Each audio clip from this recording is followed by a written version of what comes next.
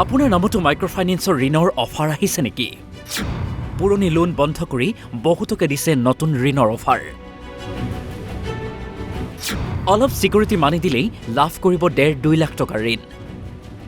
অভিযোগ অনুসৰি মাইক্ৰ'ফাইনেন্সৰ ঋণ দিয়াৰ বাবে এতিয়া গাঁৱে গাঁৱে সোমাইছে এজেণ্ট। পুৰণি লোন ক্ল'জ কৰি বহুতকে নতুন ঋণৰ অফাৰ দিছে। অৱশ্যে তাৰ বাবে দিব লাগিব কিছু টকা। ঋণৰ অফাৰ লাভ কৰা এই মহিলাগৰাকীয়ে কি কয় শুনক। ছাৰে আমাক লোন দিম বুলি ঘৰৰ পৰা মাতি পেলাই মানে 10,400 পইচা লৈ গৈছে মানে 10,400 আৰু এটা আৰোহণ হয়। এদিন আহিলে মোক বিচাৰি নাপালে, তাৰপিছত আৰু এদিন আহিলে, তাৰপিছত মোক পালে মানে তো মোৰ লগত কথা পাতিলে। ছাৰে বোলে বাইদেউ বোলে আপোনাৰ বোলে লোন আহিছে নহয় বোলে ওপৰৰ পৰা। তো মোক ক'লো ঠিক আছে ছাৰ, মইতো লোন আহিছে যদিও নলওঁ মই লোন। তাৰপিছত বোলে কেলৈ নল'ব? তেতিয়া মই কৈছোঁ মোৰ বন্ধনত অধি আছে মই নলওঁ। তেতিয়া বোলে মই মেনেজ কৰি ল'ম নহয়, আপুনি খালি লোনটো লওক। তো ঠিক আছে তেতিয়াহ'লে কি কৰিব আপুনি বুজাই দিয়ক আমাক। তাৰপিছত ক'লে ছাৰ বোলে এনেকুৱা তেনেকুৱা কথা বোলে ইমান ছিকিউৰিটি দিব লাগিব। তো মই ক'লোঁ ঠিক আছে কওকচোন বাৰু কিমান দিব বোলে 10,000ত বোলে 1 লাখ ল'লে মানে 10,000 দিব লাগিব। তাৰপিছত মই ক'লোঁ ঠিক আছে মই তেতিয়াহ'লে মই 50,000 ল'ম বোলো আৰু বেলেগক মই দি দিম দোকানী এটাক। তাৰপিছত আমি 1.5 লাখ লৈ পেলাই ল'ম বুলি ক'লে আৰু যে এইটো 10,400 পইচা দিছোঁ। আগৰ লোন আছিল নি আপোনালোকৰ? আগৰ আছিলে, মই চলাই আছিলোঁ লোন।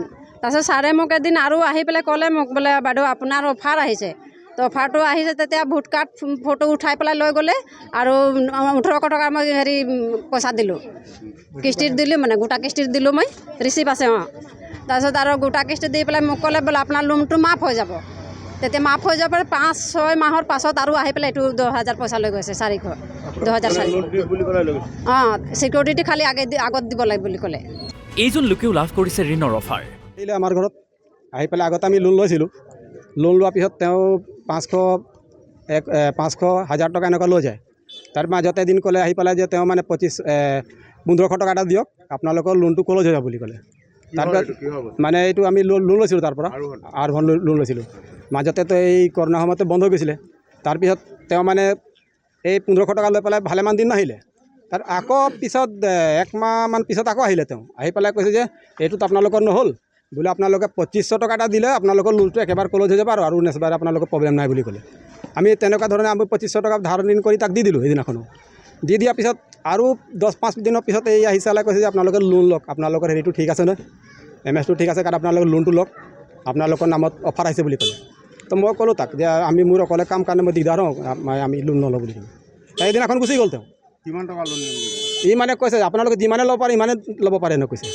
তাৰপিছত আমি দিব পৰাটো হ'ব লাগে বুলি ক'লোঁ তাক, আৰু আমি নলওঁ বুলি ক'লোঁ। তাৰপিছত তাক এদিনা ঘূৰাই দিলোঁ। আৰু 2 দিন পিছত আকৌ আহিলে ন, তেওঁ কৈছে যে এইটো লাষ্ট এটা ওলাইছে বোলে অফাৰ বোলে, আপোনালোকে লৈ যদি লওক জেগাটো ৰাখক বুলি ক'লে।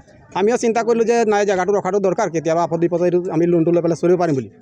তেনেকুৱাত মোৰ ছোৱালীটো আহি পেলাই যেতিয়া শুনিলে, মোৰ সৰু ছোৱালীটো ক'লে যে আপুনি লৈ লওক মাৰ নামত পইচাটো, আৰু আপুনি মানে লোনটো লৈ পেলাই আমাক পইচাটো বেৰি লৈ দিয়ক, আমি পইচাটো ভৰিপূৰ কৰি দিম। তেতিয়া ছিকিউৰিটি খুজিছিলে। তেওঁ ক'লে প্ৰথম 1 লাখ টকা ল'লে 5,000 টকা দিব লাগে বুলি ক'লে, 2 লাখ হ'লে 10,000 টকা দিব লাগে বুলি ক'লে। 10,000 টকা লৈ পেলাই দি দিলোঁ আমি বেৰি ল'ম বুলি। তাৰপিছত এদিনৰ পৰা নাই আৰু অফিচত যাওঁ, অফিচত এজন বহে তাহাঁতৰ মেনেজাৰ বুলি কয়, তাৰ লগত যেতিয়া যাওঁ তেতিয়া মানে এনেকুৱা কম্পিউটাৰটো চলালে আৰু কি কয় যে তহঁতৰ আগত লোন আছিলে, সেইটো লোনৰ কাৰণে তহঁতি পইচা নাপাওঁ। আচলতে এজেণ্টে দিয়া ঋণৰ অফাৰ ভুৱা অফাৰ দেখুৱাই সাধাৰণ লোকক লুটিছে এজেণ্টে। এই ঘটনা সংঘটিত হৈছে বোকাখাতত। অঞ্চলটোৰ বহু লোকক এনেদৰে এজেণ্টেই ভুৱা প্ৰলোভন দেখুৱাই হাজাৰ টকা লুটিছে।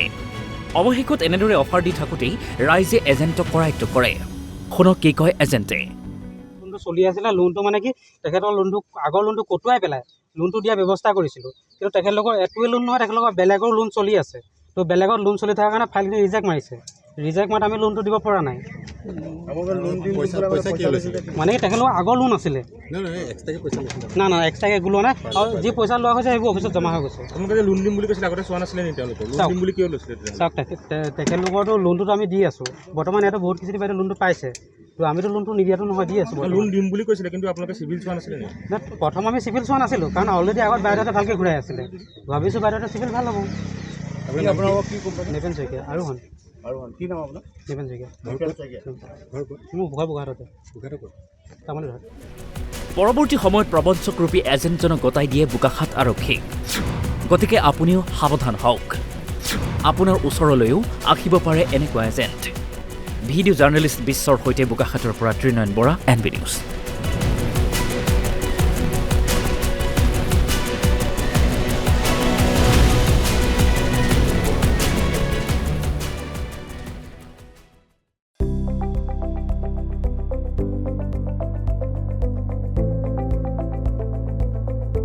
NB নিউজ, সহজ সৰল ভাষাত নৱভাৰতৰ কথা।